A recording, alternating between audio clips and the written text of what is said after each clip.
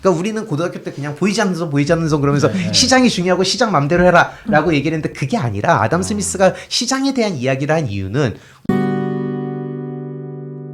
그러면 국부론으로 이 책이 시작을 하잖아요. 네.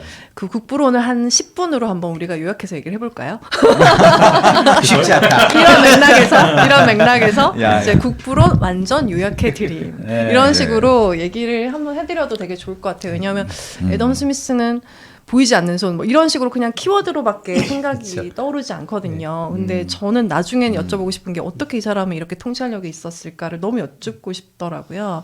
국부론을 성서일의 가장 위대한 책의 탄생이라고 이렇게 지으셨는데, 네, 설명 좀 해주세요. 일단 국부론이라는 책이 경제학의 시작이라고 우리는 봐요. 그러니까 대부분의 경제학자, 주류 경제학자들의 컨센서스는 그래, 아담 스미스의 국부론이 경제학이 처음으로 경제학이라는 이름을 가지게 된 계기가 됐다라고 이제 우리는 생각을 하는데요. 그리고 그 이후에도 사실은 어느 한 200년 가까이는 경제학이라는 학문보단 철학이었어요. 철학이었는데 이게 그렇잖아요. 그리스 시대부터 생각해 보면 철학이 존재를 했고요. 옛날에는 의사가 철학자였단 말이에요. 그리스 시대 때는. 네. 그러다가 뭐 수학이 떨어져 나오고 의학이 떨어져 나오고 뭐 물리학이 떨어져 나오고 그러는 과정을 거치면서 학문이 세분화되는 그 시점이 르네상스 시기거든요. 그래서 르네상스 시기가 되니까 이제 뭐 천체학도 떨어져 나오고 뭐 이런 시기가 지나면서 이제 1600년대에 들어서면서는 사회학이나 사회과학에 대한 이 관심이 늘어나게 됩니다. 근데 그 이유가 뭐냐면 신세계가 열려요. 1492년에 콜럼버스가 신대륙을 발견을 하죠. 그 이유가 돈을 벌기 위해서예요. 네. 근데 그 돈을 왜 벌어야 되냐면 유럽 대륙을 보면 중세 시대 때도 되게 야만적인 전쟁이 많았는데요. 이게 르네상스를 지나면서 전쟁의 스케일이 커져요. 근데 문제는 그 유럽의 지도층의 그 인생의 목적은 전쟁에서 이겨서 자기의 힘을 키우는 겁니다. 네. 그리고 그때마다 사람들을 동원을 하고 용병을 고용을 해야 되는데 돈이 들어가요. 네. 문제는 그거를 제일 잘했던 나라가 스페인이에요. 그거 어떻게 했냐면 그 남미에서 금하고 은을 가져오는 거예요. 그러니까 돈이 많아지잖아요. 그러니까 전쟁을 많이 할 수 있게 되는데 심지어 합스부르크 왕가랑 피로 연결이 되면서 펠리페 2세 같은 경우에는 거의 전 유럽을 이제 통치하는 왕이라는 타이틀까지 얻게 되잖아요.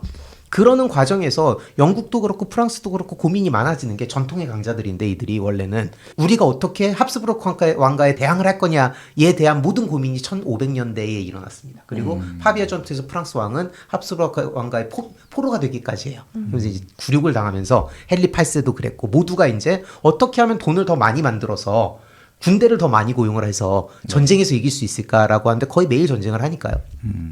그런 상황에서 세금을 열심히 걷다 보니 국가 경제가 망가져요. 아, 세금을 걷는 건 안 되는구나를 헨리 7세가 너무나도 보여줬어요. 헨리 8세가 즉위를 하면서 자기 아버지의 그 징세관을 처형을 해버려요. 공개 처형을 해버린단 말이죠. 그러면서 엄청난 인기를 얻어요. 이게 뭐냐면 세금을 걷어서는 더 이상 우리가 이걸 국가 경제를 망칠 수밖에 없다라는 게 되니 무역으로 눈을 돌립니다. 무역으로 눈을 돌리는데 식민지들을 착취하기 시작을 하는 거예요. 네. 그래야 돈을 벌 수 있는 거예요. 금과 은과 귀금속을 국내에다가 가지고 있는 게 부라고 생각을 한 거죠. 이게 중상주의거든요. 네. 네. 그러니까는 간단하게 얘기를 하면은 금과 은을 많이 국내에 놓기 위해 수출은 많이 하고 수입은 안 하는 게 중상주의예요. 수입은 못하게 하고 수출을 많이 하는 게 중상주의인데 모든 유럽의 국가들이 그런 것들을 하면 어떻게 되겠어요? 서로 무역이 안 일어나죠. 난 사진 않고 팔기만 하려고 그러니까. 그래서 식민지에다 갖다 파는 겁니다. 그래서 식민지를 착취하는 거예요. 그게 이제 기본적인 1600년대의 유럽의 경제가 돌아가는 구조였는데 그렇게 되다 보니 스페인이 그 악영향을 가장 먼저 받아요. 스페인령 네덜란드가 금융중심지로 발전하게 되는 이유가 스페인은 금을 받아서 네덜란드로 옮겨서 거기서 지출합니다. 왜? 거기 독립전쟁에서 돈을 써야 됐으니까요. 네. 그러니까 되게 웃긴 건 스페인 경제는 발전을 안 하고요. 네덜란드 경제가 발전을 하는 거예요. 거기서 투자가 일어나니까요. 예. 국민들이 돈을 받잖아요. 그거를 목격한 게 아담 스미스인 거예요. 그러니까는 우리가 이렇게 무역을 많이 하고 전 세계를 착취하기 시작을 하면서 우리가 돈을 이렇게 모았는데 왜 이게 국민들은 더 가난해지지? 라는 이제 그런 고민을 하기 시작을 했는데 그 이유가 뭐냐면 재투자가 안 되기 때문입니다. 네. 돈이 들어오는 족족히 쓰이기 때문이에요. 그러다가 보니까 아담 스미스가 우리가 국부에 대한 정의를 잘못 내리고 있었다. 부강한 국가란 어떤 국가냐? 금이 많은 국가가 아니라 국민들이 쓸 물건을 많이 만들어내는 국가다가 이제 아담 스미스가 주장을 한 거예요. 그러니까 부의 개념을 바꿔야 된다. 이게 우리 지금 생각에서는 너무 당연해. 있어봐요. 우리 금모으기 운동 했잖아요. IMF 네. 때도. 했었죠. 금모으기 운동을 왜 해요? 그거를 빨리 갚아서 우리가 우리의 삶을 살려고 그러는 거잖아요. 근데 우리한테는 어떻게 보면 되게 당연한 얘기가 그 당시에는 굉장히 혁신이었던 거예요. 그래? 국민들이 살 물건을 만들어야 된다고? 그러면 생산을 어떻게 효율적으로 할 것인가의 문제에 봉착하게 되죠. 그럴 때 잘 만드는 사람이 잘 만들면 된다가 이제 아담 스미스의 주장이에요. 예를 들면 나는 신발을 되게 잘 만드는 사람이에요.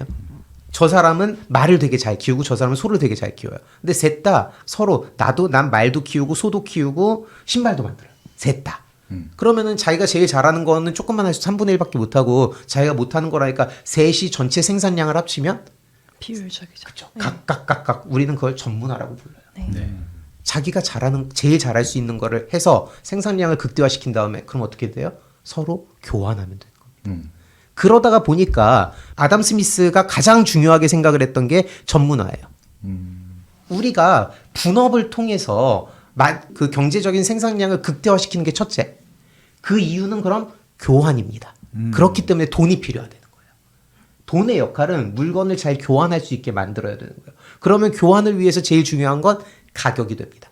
그럼 뭐가 가격이냐? 거기서 보이지 않는 손이라는 말이 나오는 거예요. 그러니까 우리는 고등학교 때 그냥 보이지 않는 손 그러면서 시장이 중요하고 시장 맘대로 해라라고 얘기를 했는데 그게 아니라 아담 스미스가 시장에 대한 이야기를 한 이유는 우리가 생산을 많이 하기 위해선 각자가 제일 잘하는 것들을 해서 전 경제의 생산량을 극대화시키는 게 먼저고 그러면은 서로가 자기 것만 갖고 있다 보니까 교환을 해줘야 되는데 교환을 하려면 시장이 필요하고 가격이 설정해야 되는데 그 가격이 어떻게 설정되느냐에 따라서 그 경제가 어떤 물건을 얼만큼 생산할지에 대한 결정이 일어날 거 아니에요. 네. 그렇죠. 그걸 누가 결정하느냐? 시장이 결정하게 해라. 보이지 않는 손이 결정할 것이다. 라고 주장을 한 겁니다. 그래서 마지막 부분에 그 얘기가 나오는 거예요. 박수가 절로 나오네. 네. 저는 국부론 수행평가 끝났어요. 그러니까 저는 다 읽고 나서 어떻게 그 정말 천동설과 지동설 그런 패러다임이 바뀔 만큼의 생각이었다라고 여기 책에 나오는데 어떻게 이런 생각을 할 수 있었을까? 이걸 이렇게 볼 수 있었을까? 그러니까 지금도 그런 GDP로 그냥 국가의 부를 측정을 하잖아요. 근데 이걸 어떻게 300년 전에 알 수 있었냐는 걸 여쭤보고 싶었는데. 절박하면 됩니다. 이게 저는 항상 그거에 되게 우리 경제의 발전 과정에서 보면은 죽을 만큼 힘들 때가 있어요. 그때 뭔가 혁신이 일어나요. 마르크스의 자본론도 마찬가지였거든요. 네. 국부론도 마찬가지입니다. 뭐냐면 우리가 이렇게 가다 멸망하겠다라는 절박감이 있다 보면은 이런 생각들을 누군가가 하게 되는 거예요. 우리나라도 지금 출산율 때문에 이러다가 우리나라에 망하는 거 아니야라는 절박함이 좀 있잖아요.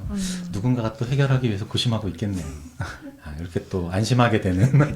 일단 저는 아닌 걸로. 일단 나는 아니지만 누군가 고민하고 있을 것 같아. 좀 안심하게 되는 위기 상황에서. 네. 이렇게 경제학의 네. 아버지 네. 애덤 스미스의 국부론에 대해서도 설명을 해드렸고요.